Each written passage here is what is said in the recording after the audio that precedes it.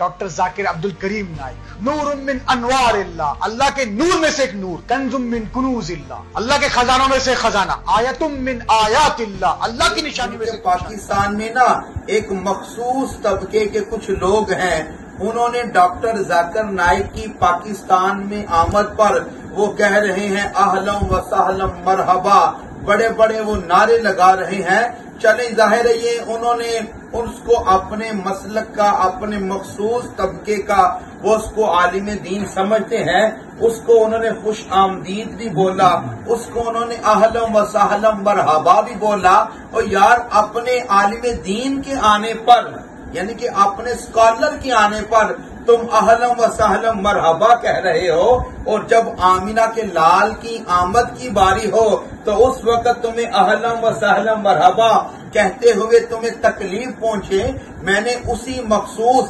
مکتبہ فکر کے ایک عالم دین کی گفتگو سنی، وہ کہہ رہا ہے کہ ڈاکٹر ذاکر نائک جو ہے وہ نور من انوار اللہ ہے، کنز من کنوز اللہ ہے، وہ آیتوں من آیت اللہ ہے۔ یعنی کہ وہ بتا رہا ہے کہ ڈاکٹر ذاکر نائک اللہ کے نوروں میں سے ایک نور ہے۔ ان کا عالم دین کہہ رہا ہے ڈاکٹر ذاکر نائک اللہ کے خزانوں میں سے ایک خزانہ ہے، اللہ کی نشانیوں میں سے ایک نشانی ہے۔ ہمارا اس بندے سے سوال ہے کہ تم نے اس ڈاکٹر کو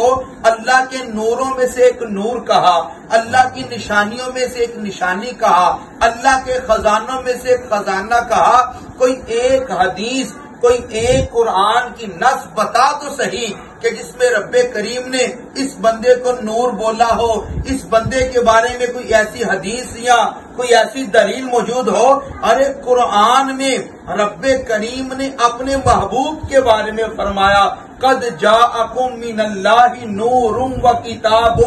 مبین۔ میرا اس مخصوص مکتبہ فکر کے تمام لوگوں سے یہ سوال ہے اور ان کو دعوت فکر ہے کہ اے میرے ملک پاکستان کی مخصوص جماعت کے تمام علماء سے ان سے سوال ہے کہ اگر تم ماننے پر آؤ تو ڈاکٹر ذاکر نائک کو اللہ کا نور مان رہے ہو، اور جب ماننے پر نہ آؤ تو آمینہ کے لال کو بھی نور نہیں مانتے۔ ذکر روکے فضل کاٹے نقص کا جو یاد رہے، پھر بھی کہے مردد کے ہوں امت رسول اللہ کی، اور حب احمد کی تبلیغ تو نے نہ کی، کٹ گئی عمر گستاخیوں میں تیری، نقص ڈھونڈنا ہی گر ہے مقصد تیرا، یوں ہی بستر اٹھانے سے کیا فائدہ، خشک سجدے کیے اور خوب ماتھا گھسا، قلب شوق محبت سے خالی رہا، یوں ہی ماتھا گھسانے سے کیا فائدہ۔ اور بھائی اگر چاہتے ہو اللہ کی بارگاہ میں محبوبیت چاہتے ہو، تم کی امیر ہو، تم عالم ہو، تم مفتی ہو، تم ڈاکٹر ہو،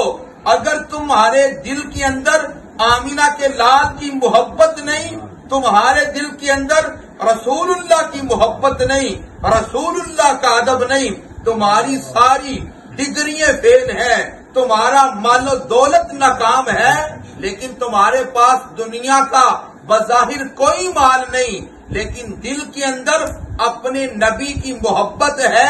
اپنے نبی کا پیار ہے، رب کریم دونوں جہانوں میں شان عطا فرمائے۔